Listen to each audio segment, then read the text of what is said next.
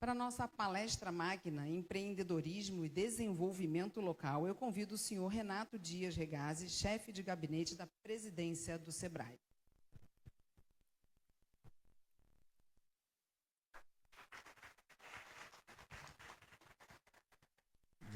Obrigado. Obrigado pela presença de vocês aqui hoje, né? A gente vai conversar sobre desenvolvimento local, mas antes eu queria agradecer os meus companheiros de SEBRAE, eu sou chefe de gabinete da presidência, o presidente Robson, mas também a Paola, que está aqui, o Zé Leôncio, o Leandro, o João Leal, o Anderson, né? Que são companheiros que levantam essa bandeira do desenvolvimento, essa bandeira do empreendedorismo. Vocês vão participar de um debate, 3 painéis, mas antes eu vou passar alguns conceitos para vocês aproveitarem um pouco mais esses debates. A gente fala muito do que é desenvolvimento na cabeça de vocês, o que é competitividade, um tema tão falado, né, tão propagado, e às vezes a gente... Qual é a essência que está por trás disso? Eu vou resumir algumas coisas para deixar simples. A competitividade é a capacidade que você, como empreendedor ou como pessoa, tem de abrir mercado, aumentar seu mercado ou manter o que você já tem. Por quê? Porque para manter o que tem, você tem que inovar. Por isso que você tem que estar competitivo em qualquer posição que você esteja. Se você da padaria a uma empresa como a Selma, que está aqui, o representante da Associação Comercial de Petrópolis, que precisa ser competitiva também na produção de motores. Para manter os clientes atuais, tá? Você tem que ser competitivo. E a base disso qual é? A produtividade. Que é, gente, uma posição que nós estamos muito ruim como Brasil. A posição é 71 no ranking mundial, em 141 empresas. Nós temos que mudar isso. Nós temos que gerar riqueza a partir da produtividade. Então, isso é uma essência do desenvolvimento que vocês vão conversar aqui com os nossos palestrantes. E olhar o seguinte, se vocês são empresários, empreendedores, vocês fazem parte de algum elo da cadeia produtiva. Não adianta você olhar só o seu setor. Você tem que ver o que está por trás de você e o que vem pela frente de você. E qual é a posição que você tem nessa cadeia produtiva. E saber o seguinte, que essa cadeia produtiva está um pouco diferente. Ela vai, lembra quando aprendeu lá na geografia, montantes, a jusante, o rio, a montante é da montanha. E o jusante é que o rio caminha para o mar. A mesma coisa é a cadeia produtiva. Ela começa em algum lugar, ela começa na matéria-prima e ela vai para o cliente final. Não é verdade só isso. Ela estendeu, ela vai para a economia circular. Ela volta, de alguma forma, para a cadeia produtiva, porque nós temos que pensar no desenvolvimento sustentável, diferente do modelo econômico que a gente vem trazendo até hoje. É um outro conceito importante. E olhar que tem um fluxo de produto, serviço, uma direção e informação da outra. Se a gente não estiver lendo o mercado, a gente não sabe o que vai acontecer. Ok, gente? É outro conceito importante. Como eu falei de competitividade para vocês, e que é a capacidade de você ampliar o seu mercado ou mantê-lo, o que eu faço na competitividade? O que é meu domínio? A competitividade tem 3 fatores importantes para vocês sempre mentalizarem. Um depende só de você. É decisão sua, é empresarial.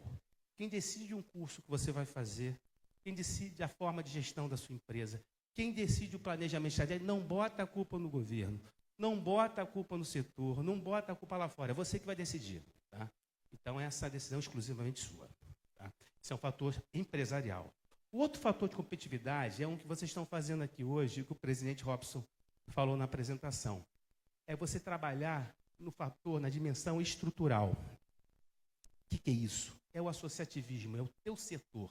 É você dedicar parte da sua atividade, em vez de só na sua empresa exclusiva, os 20% do seu tempo para o teu segmento. Se for o segmento de saúde, ou seja, faça parte de uma associação, se for do comércio, do serviço, faça parte de uma associação comercial, de um sindicato patronal ou de um sindicato trabalhador. Vocês têm que ver, é uma forma de você influenciar o teu setor. E fazer defesa de interesse, sim.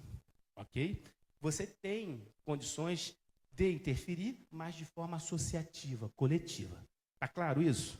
Cooperativa também é uma forma de fazer isso. E tem os fatores sistêmicos. Esses, mais longe do processo decisório, influenciam na sua empresa, na produtividade da sua empresa, na competitividade dela. São fatores políticos, econômicos, externos. Como é que você influencia esse fator de competitividade? Votem melhor. Tá? Isso aí. E aí, gente? onde eu me encontro nessa cadeia produtiva? Quem eu sou? Sou um empreendedor, sou empresa, eu sou uma célula econômica, no modelo capitalista. Okay?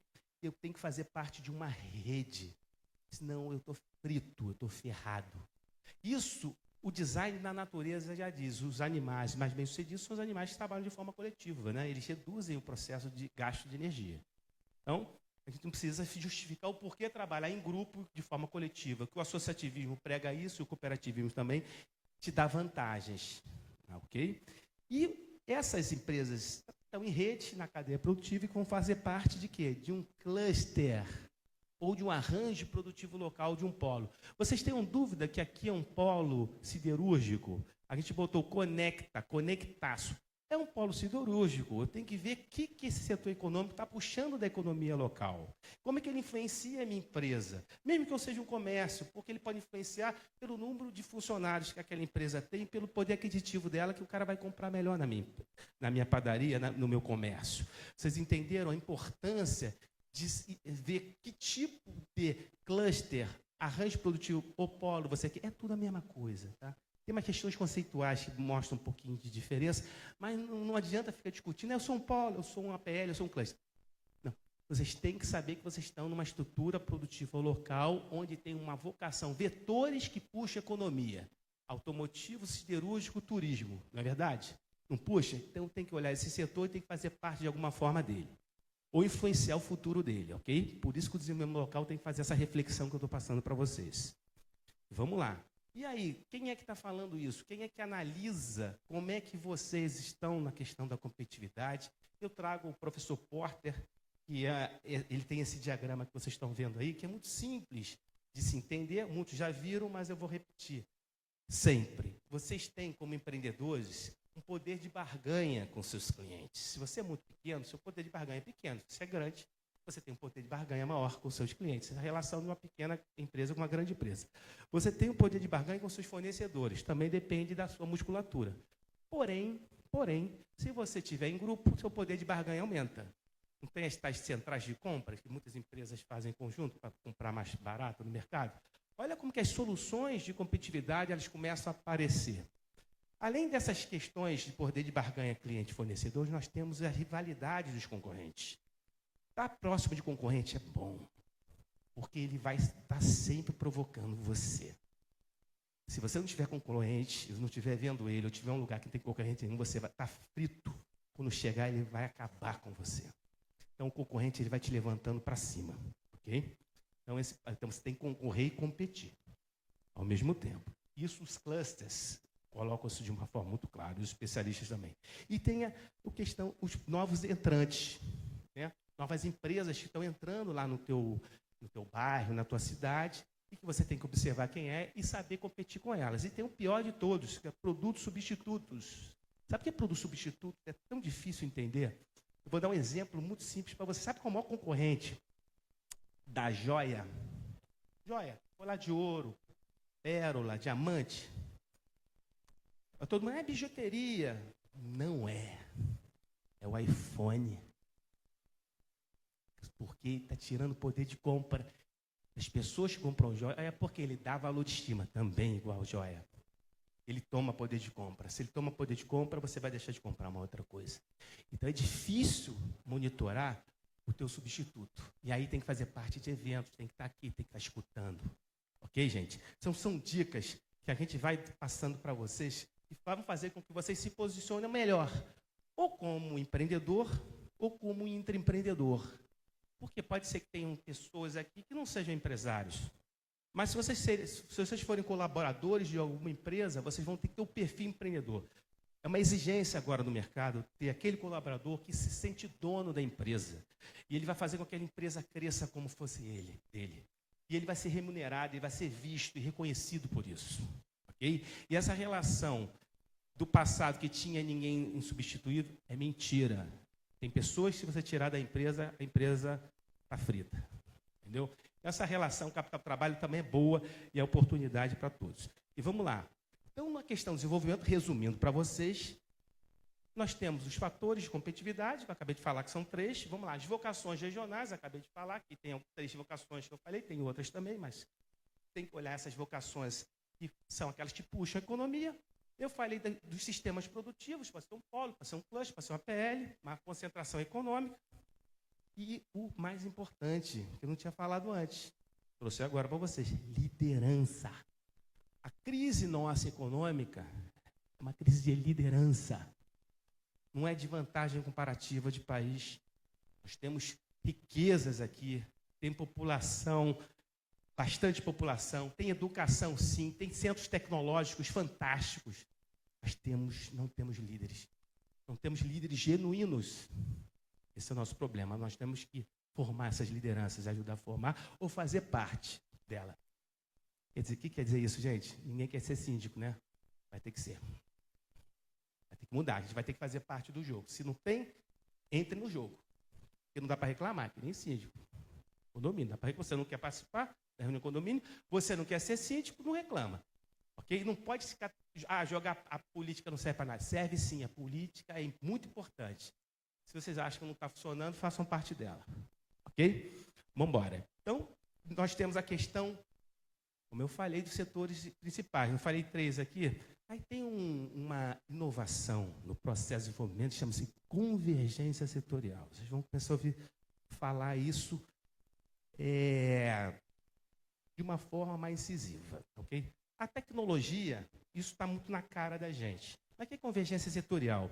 Eu queria que vocês fizessem um exercício na mente de vocês, quando vocês estão num determinado setor, geralmente a gente cria paradigmas limitantes. Você só olha aquilo que você estudou e que você viu.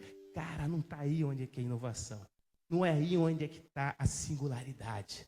Ela está na interseção. Isso aqui chama-se diagrama de Euler-Venn, que é o diagrama de conjunto. Todo mundo aprendeu um dia na escola e achou que nunca ia usar. Essa é a solução para as novas economias. Você vendo onde está a inserção do seu setor tradicional com tecnológico, com criativo. Vocês sabiam que a cultura ela pode ser uma grande fonte de inovação? Vocês sabiam disso? A identidade local pode gerar design, ela pode gerar indicação geográfica. Vocês já pensaram nisso? E a população e os mercados pagarem prêmios por isso? Eu estou inventando isso? E da Champagne, da região de Champagne, bote o nome de Champagne lá no espumante nosso. No passado podia, né? A gente não pode mais. Há 20, 30 anos podia, Mexão não fazia isso. Champagne, não é? E os vinhos? O setor da agricultura usa muito isso, dos queijos. Você paga preço prêmio, Ramon Serrano. O queijo da canastra do Brasil. O vinho do Vale dos Viedos. Quando a gente vê de lá, a gente paga mais caro. Gente, isso é estratégia de desenvolvimento local. E aí eu botei a saúde, o representante aqui da Unimed, né? Quando vocês olham um setor, quando eu falo a questão da convergência, e para vocês fazerem essa questão da integração e da convergência setorial, é porque vocês, de repente, estão pensando que saúde não tem nada a ver com turismo. E o turismo da saúde? Quando você leva alguém para Itaperuna, vamos supor, e lá tem especialidade na área do coração, onde é que vão hospedar os parentes? Os médicos, os estudantes. Vamos pegar aqui uma cidade fantástica, a gente está com o Leandro aqui, que é reitor da Universidade de Saúde lá de Valença. A cidade respira o setor de saúde pelo setor imobiliário também, o comércio. Gente, quando a gente analisar um setor de desenvolvimento, você vê a integração com todos os setores econômicos. E aqui um exemplo que aconteceu aqui ao lado na rodada de negócio, estou provando para vocês. Vocês conversaram com a CSN e, de repente, nunca fizeram um parafuso ou forjaram uma barra de ferro. E vocês têm relação com a CSN, com a ArcelorMittal, com outras que estavam aqui. Por quê? Vocês podem vender uniforme, vocês podem vender alimento, vocês podem vender serviços, etc. Tá? Essa relação da convergência setorial é importante.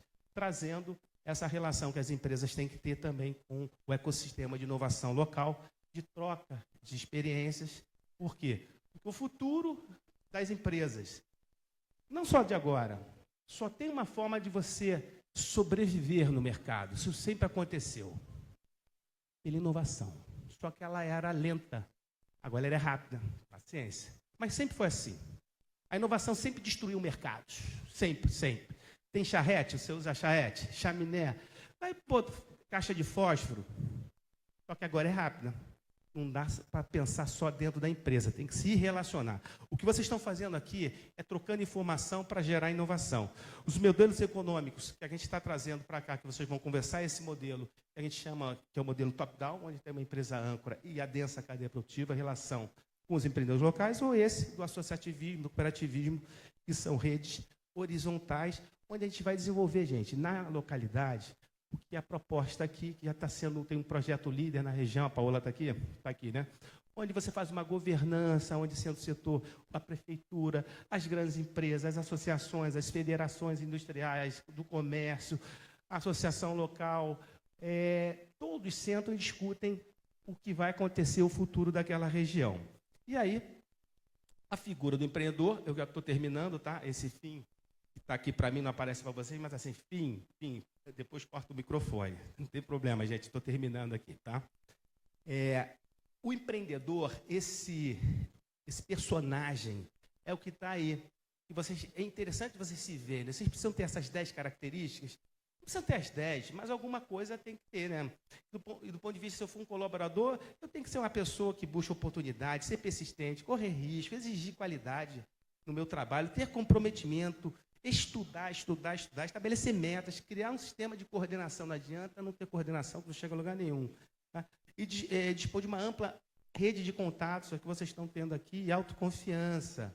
E se eu fiz a crítica a gente ter falta de liderança, olha o que é um líder completo, esse que vocês estão vendo aí, que é um líder que tem características individuais, de saber falar, se comunicar, tem características de equipe, ele sabe se relacionar com as pessoas, ele tem uma característica ligada à questão da organização, ele conhece bem a organização que ele está trabalhando, o setor dele é o que vocês estão fazendo aqui, ele tem uma visão da sociedade, a empresa só existe para ela fazer alguma solução para a sociedade, senão ela não deveria ter existido.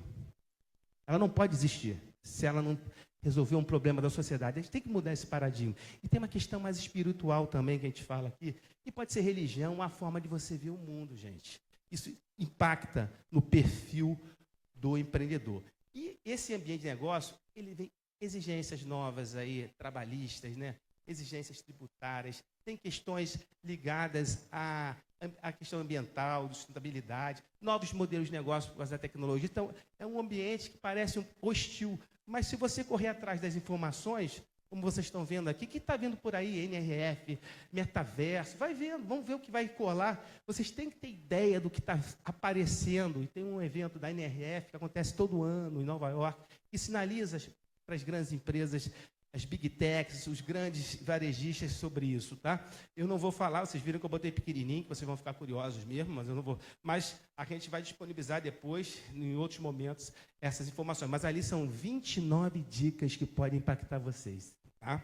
E essa visão da relação de governança que já é praticada aqui pelo Sebrae, pela Paola, no Projeto Líder, e ter todos os entes da sociedade se relacionando, onde você, a partir isso aqui retrata, também não vou dar o detalhe agora de cada um deles, mas é um resumo do que eu falei. Tudo que eu falei está resumido em 11 passos para fazer o desenvolvimento local, que vocês vão discutir no decorrer do nosso evento. Isso aqui é um livro meu, eu uso ele como referência nessas minhas apresentações, e a gente já sabe que o desenvolvimento tem que ser sustentável e a visão é sempre inteligência, integração, capacitação, compartilhamento e mercado. Muito obrigado pela atenção de vocês.